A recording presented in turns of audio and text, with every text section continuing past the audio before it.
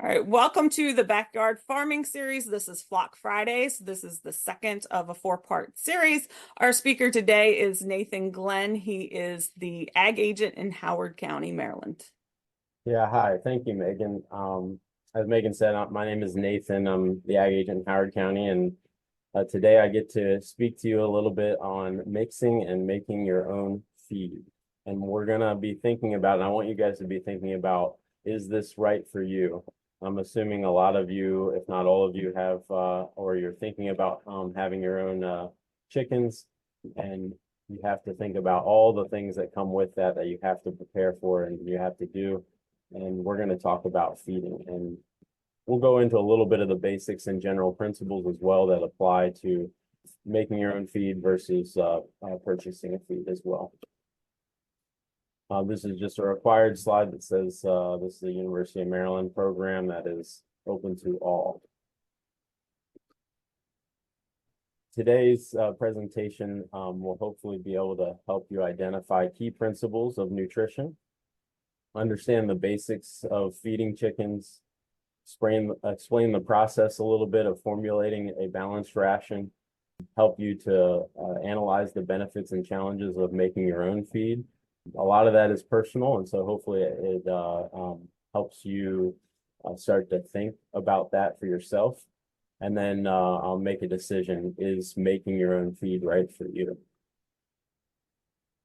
So just a couple of general notes to start off. Feed represents about 70% of the cost of raising chickens. So it's a large, it's a big decision to make. And it's a large portion of the cost that it's going to take to raise your chickens. Commercial poultry operations generally rely on bulk orders because they can. And a lot of times that will be custom feed blends, and that will be relatively cost efficient to get a balanced ration that's perfect for the bird and the stage of life bird that they have. And that allows them to, because it's so cost efficient, it allows them to sell their chicken for a really low cost, as we see in the grocery stores. However, small flock owners don't really have that luxury. We're buying in much lower quantities, and therefore we pay a higher cost per unit of feed.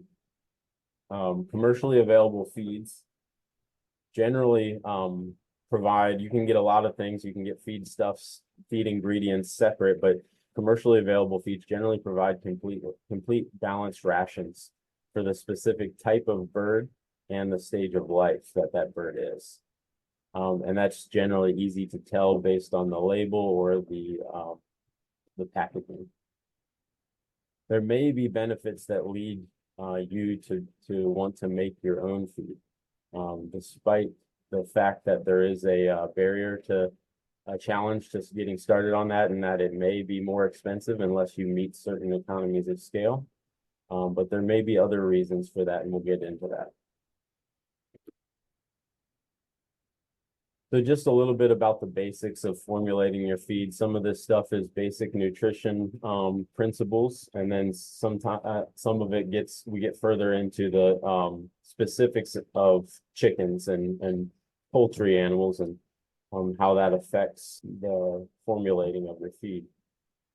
First thing I like to do, and I like to teach people to do, is think about what chickens eat in nature, given the chance. If you're making your own feed, it's sort of it's sort of fun to start from scratch and realize that you have a lot of decisions to make and on the different ingredients that you use. And answering this question, what do chickens eat in nature, helps you to figure out, inform your decision making. And so a lot of the things that we see chickens eat in nature are cereal grains, seeds of some kind, and insects, along with a little bit of greens or plant material as well, leafy greens and roughage as well. The avian digestive system is unique compared to monogastrics like pigs and humans, and unique to ruminants like cows and sheep. However, its mode of action is primarily chemical digestion. which means they're similar to us and pigs, the monogastrics, that we don't receive a lot of nutrition from roughages. Just a quick note, a roughage is basically a feedstuff, which is an ingredient that is high in fiber. And so there's generally 18% or higher in fiber. And so those high fiber ingredients make it hard for chickens, poultry animals in general, birds in general, to be able to digest the nutrients and make them available for absorption. Another interesting note too, to think about while you're thinking about making feed is that chickens generally eat to their energy requirement on a daily basis. And so they have this ability to sort of sense that I need this amount of energy to be able to live today, and they eat to that requirement. That does have ramifications for formulating the diet when we think about the other nutrients involved other than energy, like protein, vitamins, and minerals. They have to be in the correct ratios to the energy requirement in the feed. A higher energy feed will mean that they eat less and intake less. Lower energy feed, of course, will mean that they are eating more on a daily basis. There's 6 general categories of required nutrients. We often, when we're talking about feed, we don't think of water, but water is the highest quantity ingredient that they ingest. And so it's extremely important. Carbohydrates, fats, which make up our energy, a large portion of our energy component, protein, vitamins, and minerals as well. And our goal in formulating a feed and making our own feed is to meet all of the requirements that are inside each one of those categories. And I want to note that these are categories. Each one of these categories have more detail to them, a lot more detail to them, depending on how far you want to go into the study of feeding and nutrition. Continued on, here's a little table of feed ingredients that are generally available. This is not an exhaustive list by any means. I'm going to go through a resource that hopefully gives you a chance to find more ingredients that are available and accessible to you. Some ingredients that you may have never thought of that could be fed to chickens. And so you can see that in this table, the ingredients are generally put into a category based on the nutrient category that they're requirement that they're fulfilling. So we have our carbohydrate feed ingredients, our protein sources, our fats, minerals, and vitamins. Obviously, a lot of these ingredients have more than just that one nutrient category, but that's their predominant supply for the balanced ration.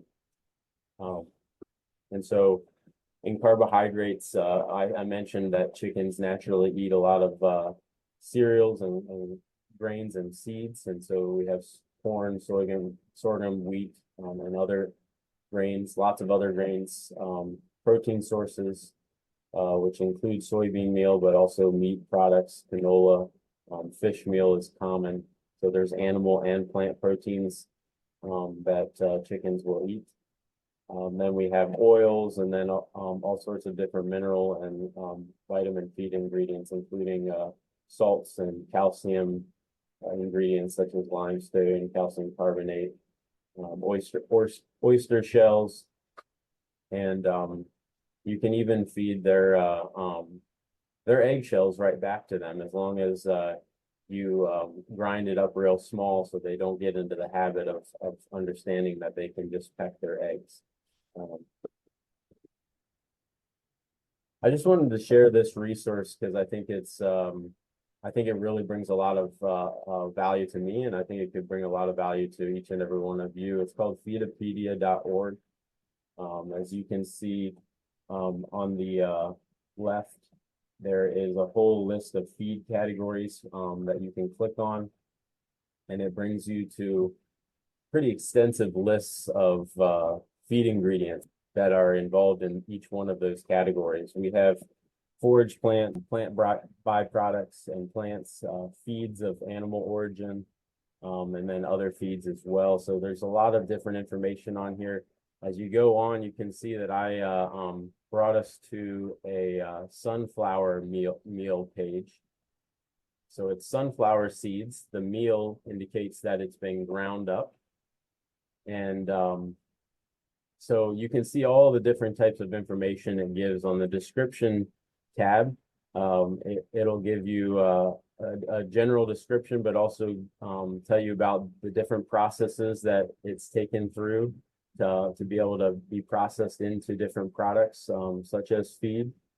Then if you go from there and click the nutritional aspect tab, you can see on the right, it talks about nutritional attributes in general, potential constraints. So each one of these feed ingredients will have potential constraints that are actually antagonistic to your goals, but that's common in all. You just have to make sure that you use it the right way.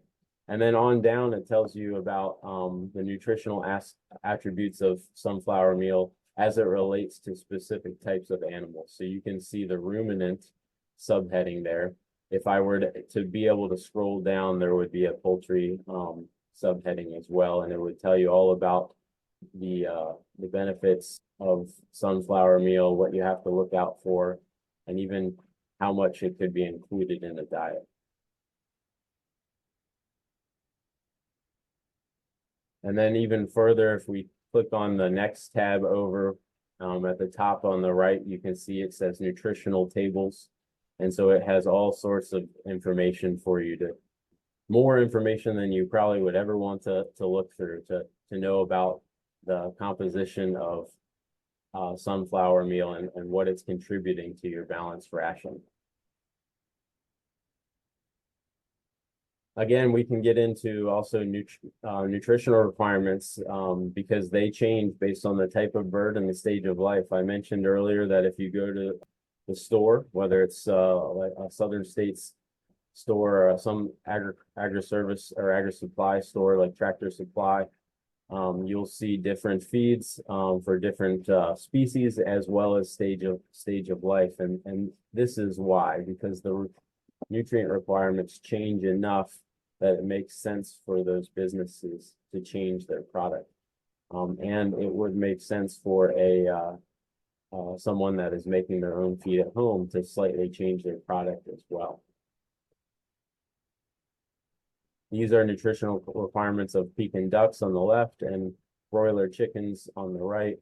And you can see that it is definitely variable and different based on the ducks and also based on the age of the broiler or the age of the duck.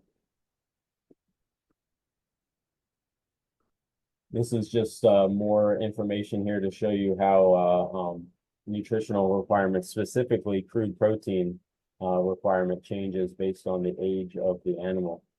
On the left, you can see meat type birds, commercial broilers, 0 to 2 weeks are suggested to require 22 to 24% protein. 2 to 4 weeks, it goes down to 20 to 21%. And 4 weeks to market, it goes down even further, 18 to 20%. There's information on layers there as well as dual purpose breeds on the right. They're all pretty similar, but they do change based on the age of the bird and the stage of production that they are in, and what they're getting ready to do or what they are already doing for you, whether that's laying or just growing meat.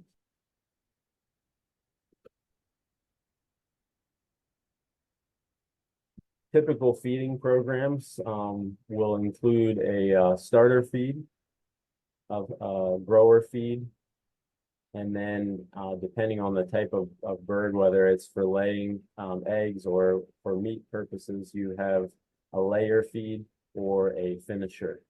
If you've been to agriculture supply stores like Tractor Supply, you've probably seen these if you've perused the aisles of commercial feeds. You don't have to do the same as those commercial companies when you're making your own feed, but it does imply that there is lots of benefit to to changing your feed based on the stage of growth that the animal is in. In addition, commercial feeds and your feed as well, if you have the ability, could be provided to the animal in different forms. Commercial feeds are generally provided in a mash form, which is ground completely, a crumble form, or a pellet form. So a crumble is just a pellet that's been broken down slightly.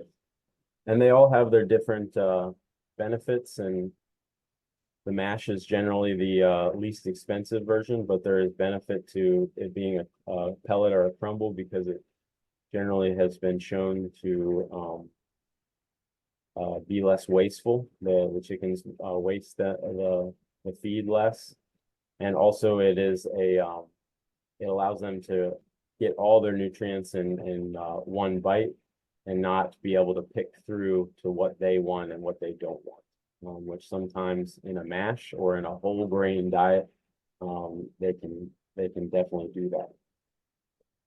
So the feed that you make can certainly be provided to the animal in different forms and in different ways, and some of that can be even by bringing scraps to the chickens, or bringing live plants to the chickens for them to peck on as a supplement to the other feed that's full of cereal grains and protein sources that you have.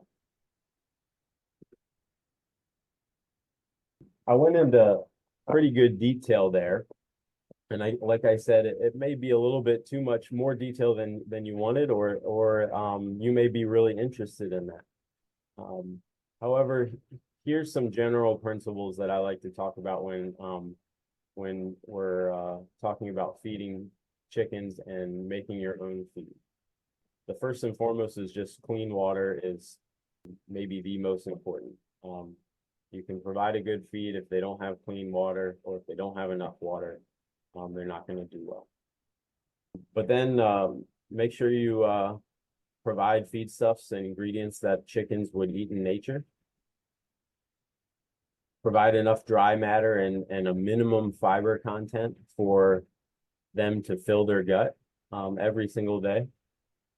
Gut fill is important because it just keeps the health of their digestive system and the whole bird continuing to cycle and continuing to go.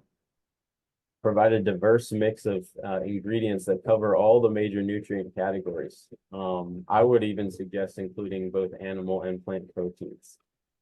Diversity is important, and as you are able to provide a diverse mixture that maybe even has a couple sources for each of the categories, you're going to go a long way in meeting the requirements of your chickens. It's going to mean that a lot of the details that I just showed are really not important for you to look at, or the numbers, because they're going to be met. There's only a few that may still need to be, you may still need to be concerned about after that, if you provide a diverse mix of ingredients. And then provide free access to the feed, and so they can make sure to sort of help you in figuring out what they need and regulate themselves. Like we said earlier, they will eat to their energy requirements. So if you give them a chance, they'll help you to do some of the work for you. And then just make sure the ingredients that you're using are high quality and clean. An important aspect of making your own feed is understanding that it's going to be more daily work, but also that you have to be cognizant of how the quality of your feed may change as you have it stored. You have to be able to protect it from animals and pests, and from mold and bacteria, and from the weather. And you want to be able to use it up rather quickly so that you can keep refreshing your inventory, so that it also it maintains its high quality and cleanliness.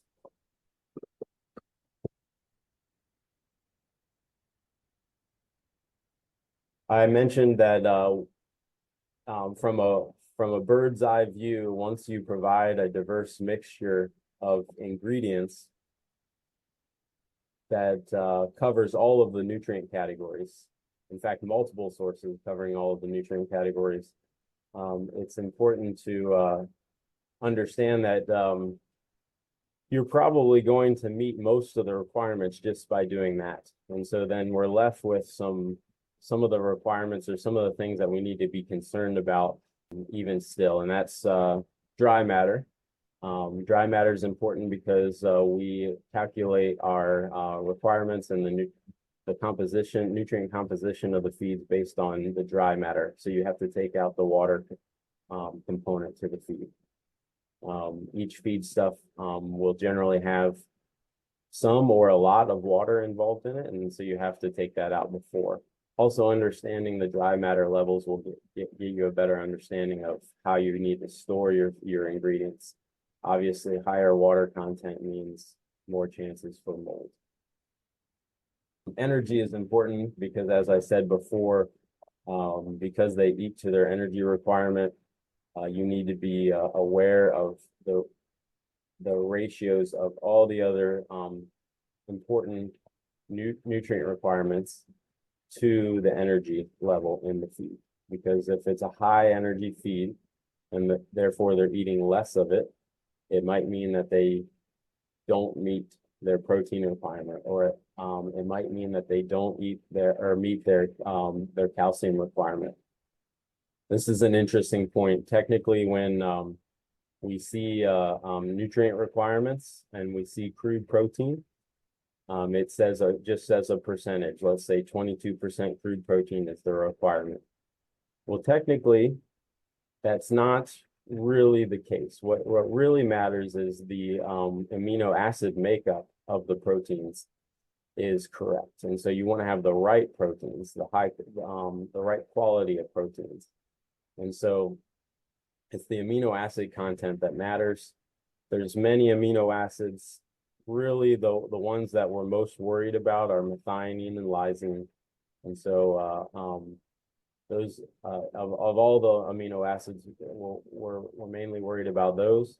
In fact, if you use a supplement to help meet those, then it actually means that your crude protein percentage requirement can actually decrease. And so it's not necessarily a correct measure to say the percentage of crude protein that you need.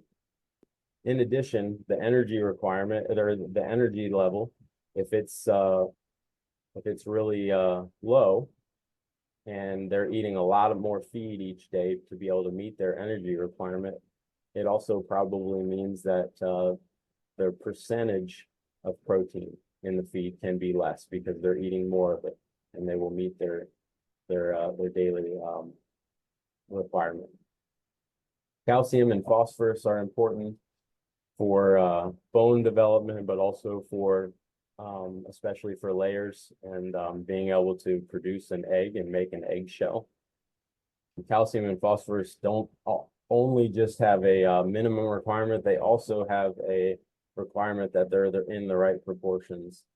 And that changes based on age, but generally younger layers need somewhere around a 2-to-1 ratio, and that increases greatly, possibly to 6-to-1 calcium to phosphorus ratio as they get into laying eggs. And then, of course, fiber is important as well, both because you want some fiber, because that even though they generally don't digest fiber very well, fiber is generally broken down and digested microbially.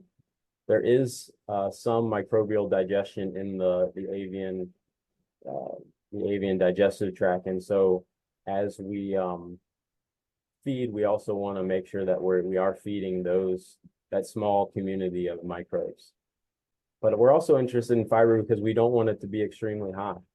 There's a reason that we eat a lot of salads and leafy greens and things when we want to lose weight, and a lot of the reason is because we don't digest the nutrients very well in those. So it goes, it gets excreted immediately in our feces, and the same happens for chickens and poultry. And so the higher the fiber content, the less nutrient availability there is in your feed, and the less likely they are to be able to meet their requirements. You can go further in this. I'm just going to hit on it very briefly, but more advanced feed formulation, you can talk to experts, nutritionists, and they'll use least cost calculators, such as the one you see here, probably better than the one that you see here, where you put in the important parameters that you want to see the end result be, and then you put in your available ingredients and what those ingredients provide as far as nutrient composition. And you also include the cost, and it will do the calculation for you to give you the least cost formulation in the end. That's going to be more expensive to be able to find an expert to help you do that, or just a lot more work and a lot more labor intensive. So benefits of and challenges of making your own feed. This is not an exhaustive list by any means. In fact, I want to encourage you guys to be thinking about your own, what you're getting from it if you decide to do it, and then what the challenges will be. But the benefits could be that you control your own ingredients. So if it's a backyard flock where you're going to be feeding your family, you can control the ingredients that are going into the chicken. If you're going to be selling some, or you want to be able to eventually make this into a business, you might be thinking about niche marketing, where you can control the ingredients and you can then sell the eggs or the meat with the idea that the customer knows that you fed them a certain way, whether that's non-GMO or organic or something like that. And then, of course, like I sort of mentioned earlier, just if you believe it brings health benefits to your chickens as well as to you, because you're eating the products that your chickens are providing for you. And then also it may give you greater flexibility and customization. And I say may because it may do that if you're able to meet the challenges here. Perhaps it's more expensive. I will go actually and say it probably is going to be more expensive. The companies that are selling feed at the stores generally are taking advantage of economies of scale that are going to allow them to sell it to you for less. However, there might be a way in your situation for you to have access to ingredients. Maybe it's ingredients that are already on a portion of your farm or your neighbor's property that help you to actually feed your chickens in a less expensive way. And so at that point, you would need to weigh the cost of the commercial feed versus the cost of making your own feed and the hassle of it and organizing it and figuring out what you want to do and all the processes that you need to go through. Purchasing logistics, labor, storage issues, as I mentioned as well. Storage can get out of hand if you don't check on it, and quality can degrade pretty quickly. And then, of course, equipment needs. And I didn't even touch on this. You can feed whole grains, and you can add up your making your own feed by buying ingredients that are already processed and ready to sort of be fed. But there may be a need for you to have some grinding equipment to be able to grind your feeds, or some type of equipment to help you store it better as well.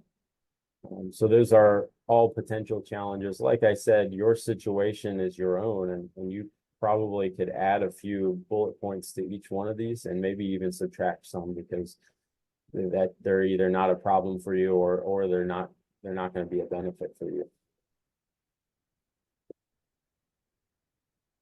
These are some resources that I used. Unfortunately, I forgot to go back in and change and put the titles in there, but if you are able to get a hold of these slides, you can click on them once you get them, or we can send out these URLs later in an email as well. And so the question at the beginning was, is feeding chicken or making your own chicken feed right for you? And I hope that we went through a bunch of fundamental and foundational information and principles to help you understand what you need to know and what you need to be able to do to be able to make your own feed, and then that you saw a little bit of the benefits and challenges and of the situation that you're in, and in order to be able to make that decision for yourself. That's all I got for you today, and I'd love to handle questions or even hear about, if anybody's already making their own feed and what's going on and how's it going and what you're using.